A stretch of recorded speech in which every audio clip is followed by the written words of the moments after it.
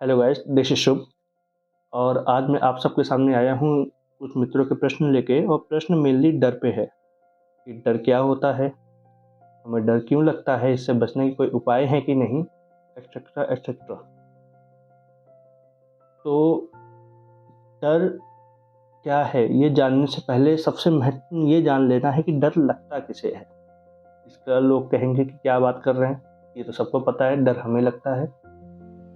यदि हम ये जान लेते हैं कि हम कौन हैं, डर किसे लग रहा है, तो इसी में ये जवाब भी निहित है कि डर का उपाय क्या है।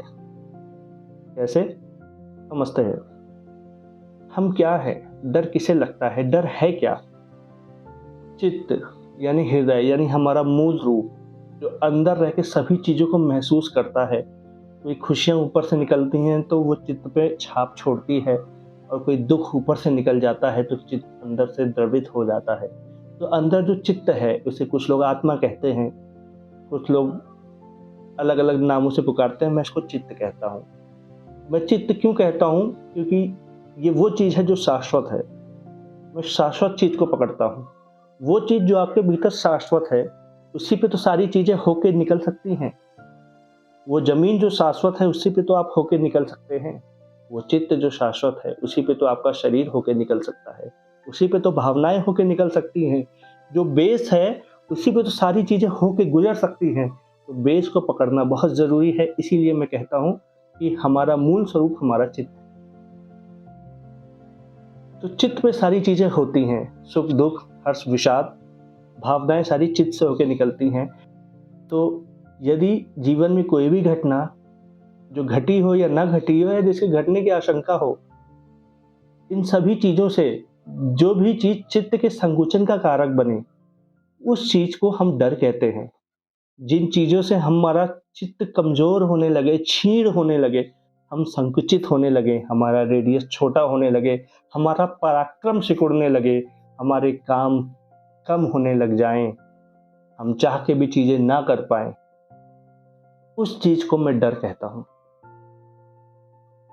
ये डर है जो हमें सारे काम करने से रोक देता है, हम चाह के भी नहीं कर पाते। और ये एक मनोदशा है।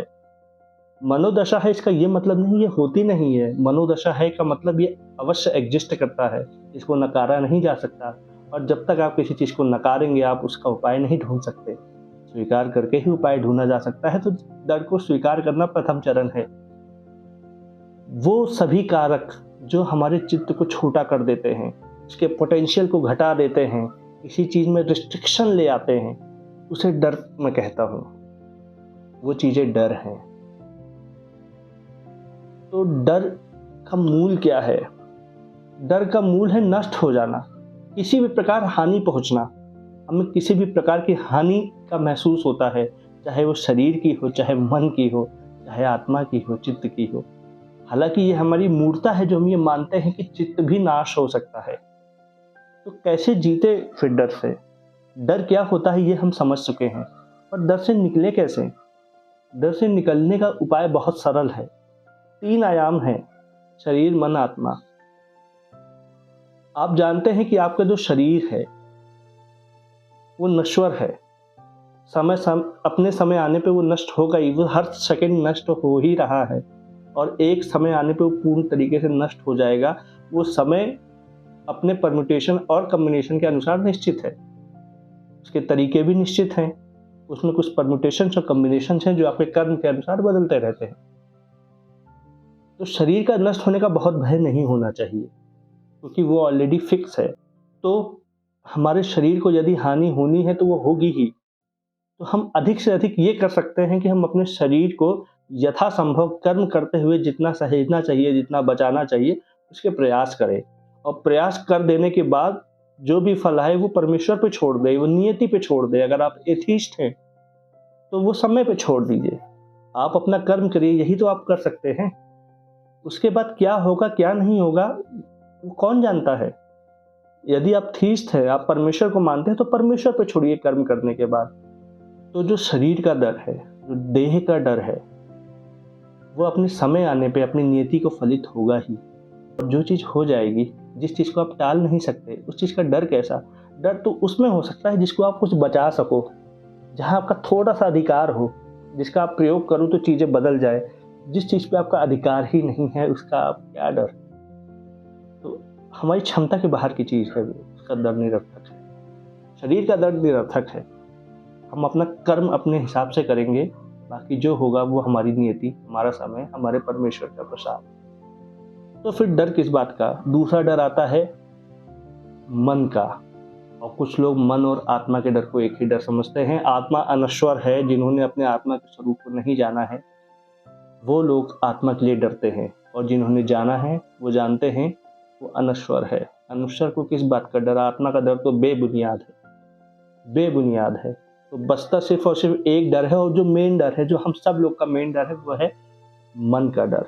मन का स्वभाव ही डर है। मन का स्वभाव ही स्वयं को बचाना है, क्योंकि जिस क्षण मन नष्ट हो जाएगा उसी क्षण आत्मा और शरीर का डायरेक्ट तारतम्य बन जाएगा, और आप भीतर ही भीतर परमेश्वर का प्रसाद आपके अंदर उतरने लगेगा। तो मन का ही सारा खेल है। मन का ही स्वयं को बचाने का खेल का नाम डर है। यदि आपके मन को लगता है कि कोई कार्य करने से आपका मन कम हो जाएगा, मन कम होने का अर्थ है मन की शक्ति कम हो जाएगी। यहाँ मन की शक्ति वो मन की शक्ति नहीं जिसको लोग आत्मा की शक्ति समझते हैं। मन आपका बनाया हुआ अहं का रूप है। जिस प्रकार बहते हुए पानी में अगर यदि कुछ हिस्सा पानी का जम जाए तो वो उसी पानी के फ्लो को ब्लॉक कर देता है, उसी प्रकार मन है। मन भी परमेश्वर का रूप है, पर उसको आपने जड़ कर लिया है अपने भीतर, उसको जमा दिया है। वो परमेश्वर के फ्लो को ही आपके भीतर रोक रहा है। जिस प्रकार बहता हुआ पानी और जमी हुई बर्फ दोनों का स्वभाव एक है, लेकिन स्टेट अलग अलग है, वैसे मन आपका जड़ स्टेट है। अपने अस्तित्व को बचाने के लिए वो बहाव को ही रोक देता है। इसी में उसके अस्तित्व की सार्थकता है। और जब तक बर्फ रहेगी, जब तक जड़ रहेगा, तब तक बहाव रुका रहेगा। जिस मात्रा में आप जड़ हो जाएंगे उसी मात्रा के आपके अंदर भीतर का बहाव रुक जाएगा। वो जड़ता जड़ित बनी रहे, इसी कारण आपके हृदय में डर की उत्पत्ति होती है। डर हर उस चीज का नाम है जो जड़ता को खत्म कर दे, कि आत्मा तो अनश्वर है और शरीर पे आपका कोई अधिकार नहीं है। तो जो डर है उसका मूल कारण कहाँ से निकल रहा है? जड़ता से निकल रहा है, मन से निकल रहा है। आपके मन को स्वयं के बचाने की जो साजिश है उसे डर कहते हैं, वही डर है। और वही डर आपको अनेकानेक काम, अनेकानेक यश प्राप्त करने से रोक देता है। वही डर आपको अंधेरों में जाने से रोकता है। वही डर आपको फियर ऑफ अननोन क्रिएट करता है। वही डर आपको किसी परिणाम से पहले कर्म न करने के लिए रोकता है। वही डर आपको नए नए चुनाव, नए नए उपाय करने से रोकता है। वही डर आपको पब्लिक में अपनी बात कहने से रोकता है। वही डर आपको सत्य का साथ देने से रोकता है। वही डर आपको अंधेरे कमरे में भूत बन के डराता है। वही डर आपके हृदय में अकेलापन क्रिएट करता है, क्योंकि वो आपके मन की जड़ता को सपोर्ट कर रहा है।